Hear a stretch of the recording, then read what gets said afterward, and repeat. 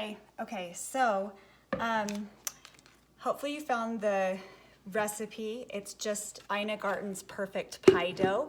It is 12 tablespoons of cold unsalted butter, 3 cups of all-purpose flour, 1/3 of a cup of just regular shortening, a tablespoon of sugar, a teaspoon of salt, and then about 6 to 8 tablespoons of water, like ice cold water, which is about 1/2 of a cup. So yeah, you want to use unsalted butter for sure, because it would get way too salty with salted. So make sure you grab that, even if you leave out the salt.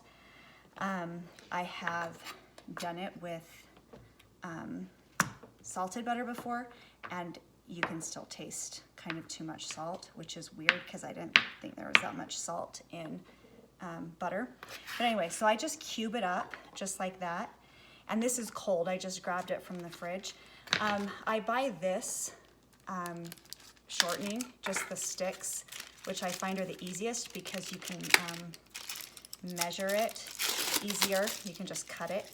And then also make sure you use Crisco, because other shortenings actually have a higher moisture content than Crisco, and Crisco is just a little bit more solid, unless you want to use lard.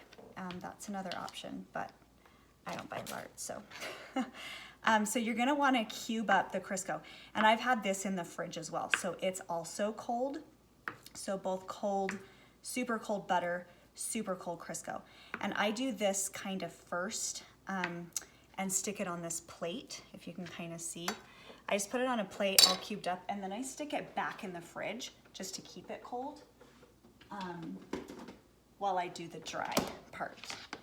So you can either do it in a food processor or a bowl. And in the food processor though, you have to be super careful that you don't over blend it. Because you want everything to stay very flaky.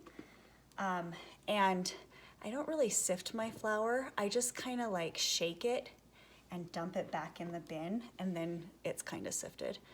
So just make sure it's not like super packed down, but yeah. So you just want 3 cups, regular all-purpose flour, or if you want to be healthy, you can do whole wheat, but that's gross for a pie. So anyway, so put your flour in the bowl. Sorry, I'm gonna get this, I've got shortening on my hand, I'm gonna get off. So flour in the bowl, and then you're gonna do 1 teaspoon of kosher salt. And then you're gonna do, because I'm assuming you're making a sweet pie, you do 1 tablespoon of sugar, just granulated sugar. I actually use this crust recipe for my pot pie too, and I just leave out the sugar for pot pie. So once you've got it like that, you can either whisk it together or whatever. I just use a pastry blender and just kind of like whisk it together like that. And then right now what I do is I get my water ready. I just get a 1 cup Pyrex measuring cup, and I put 1/2 of a cup of water in it. And make sure you measure the water first. So there's 1/2 a cup. And then I add ice to the water. So it's sitting here being icy water. You're not gonna obviously put the ice in the crust, but that way you'll have ice cold water. So once you've got that all mixed together, then you're gonna take your, the fat, I guess is what we call it, back out, and then just dump it all, I just dump it all in. And use either your pastry cutter, or you can use like 2 forks or 2 knives, or your hands. I typically don't use my hands as much in this part, just because my hands are warm, and that will heat up the butter and the shortening faster. So I'm just like mixing in, you know, just kind of like you'd make biscuits, essentially. So mix in the thing, or the butter and the shortening into the flour. And then at this point, what you're gonna want is you're gonna want fairly large chunks of butter and shortening in your crust. And the reason, there are all butter pie crusts as well as the ones with shortening and with butter. But I use both because the butter gives it that good flavor and the shortening makes it flaky. So those are the reasons that I use butter and shortening. So I should have put my hair back. So once it gets to this point where it kind of looks like that, where you have fairly large chunks of butter, sorry, I'm gonna take off my ring to do this. Then you can kind of just go in and you're just gonna, like, if you're not using the food processor, if you're using your hands, you're gonna wanna just like smash the butter into the flour, but not a ton to where it's like, where you can't see it. A lot of the time recipes will say like pea-sized butter. That to me is too much, like that's been overworked.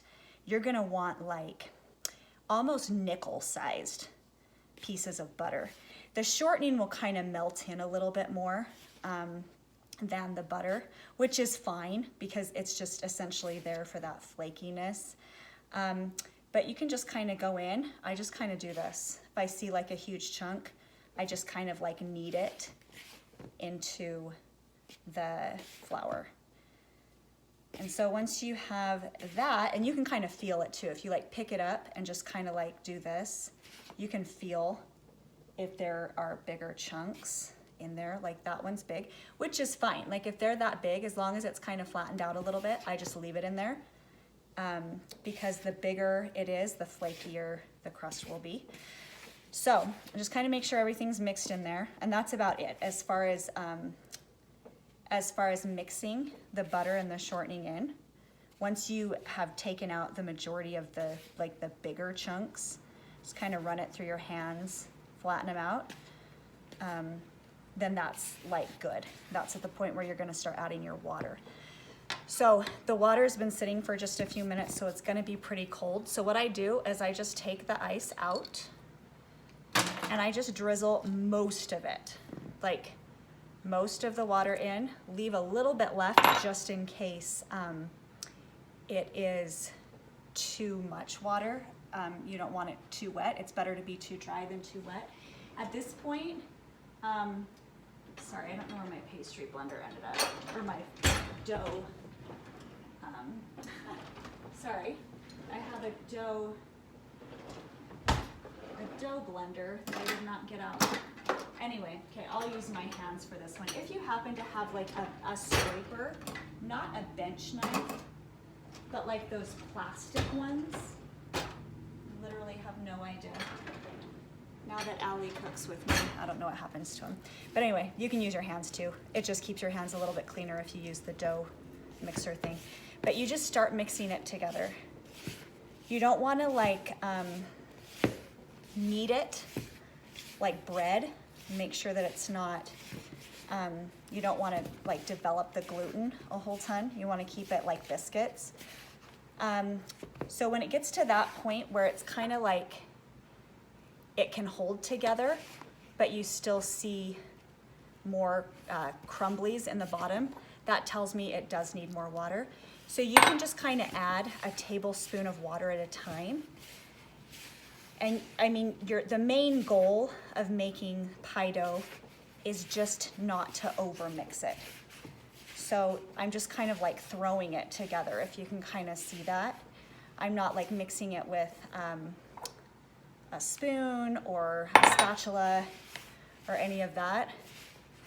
And once it gets together, it'll be like pretty messy on your hands.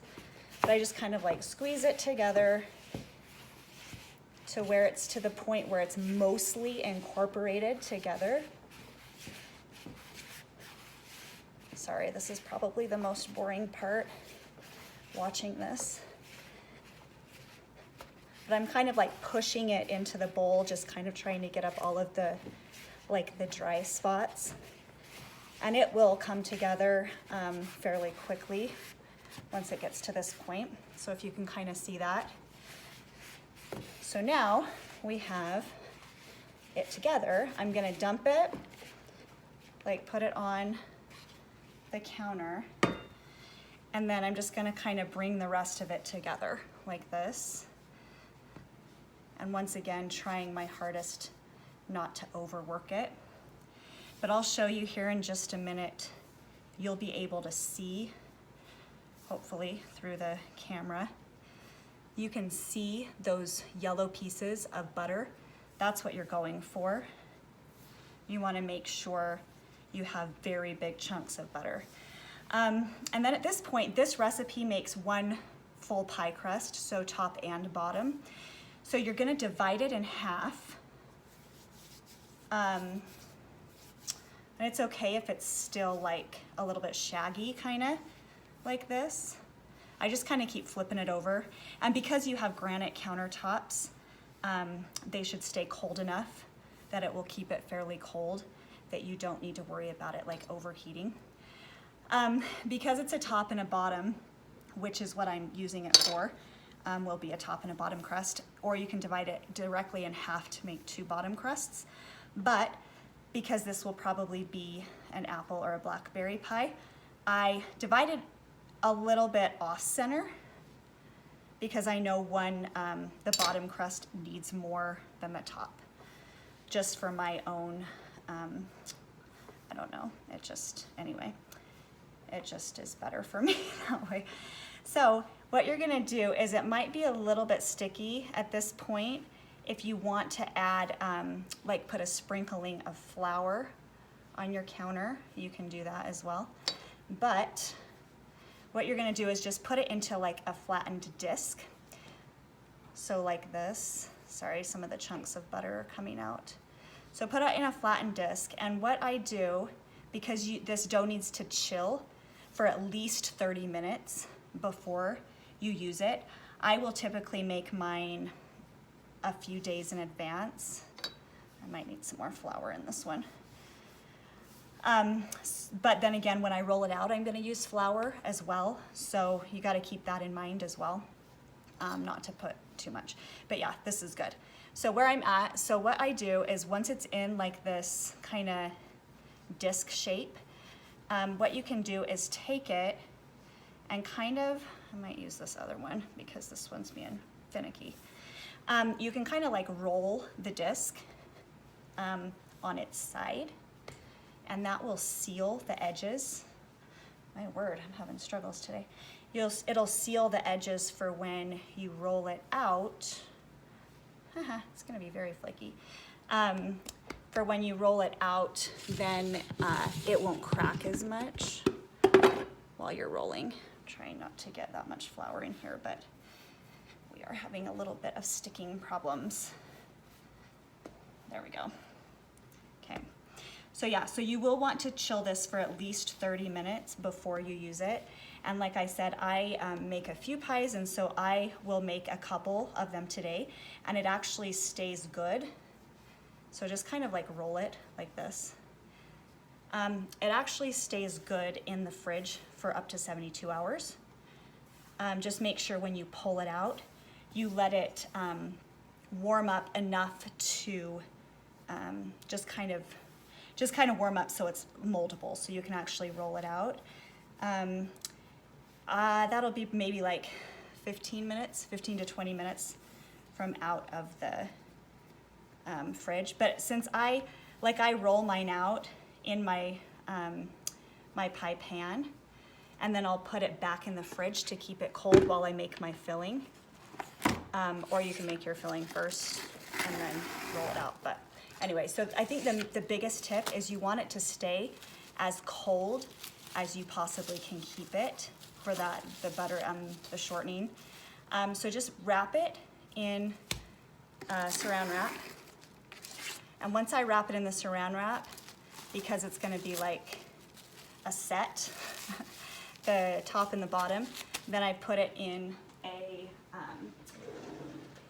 just a quart bag.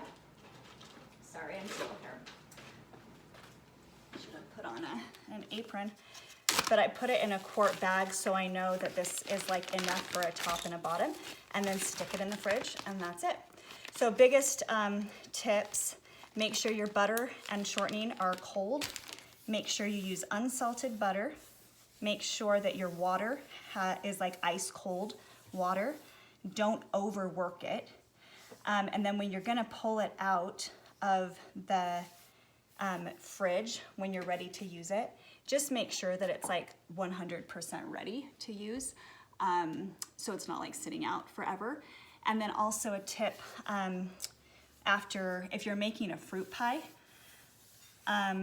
you can put the fruit pie when it's completely done, like covered, and you've completely made the pie, you can stick that back in the fridge for about 20 minutes before you stick it in the oven, and that will just kind of keep it cold as well.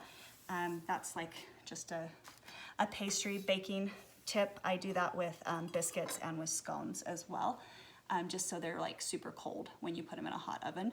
Then it keeps the flake really well. So if you have any other questions, let me know. Hopefully that was helpful. Sorry it's kind of long, but yeah, good luck. Have a happy Thanksgiving.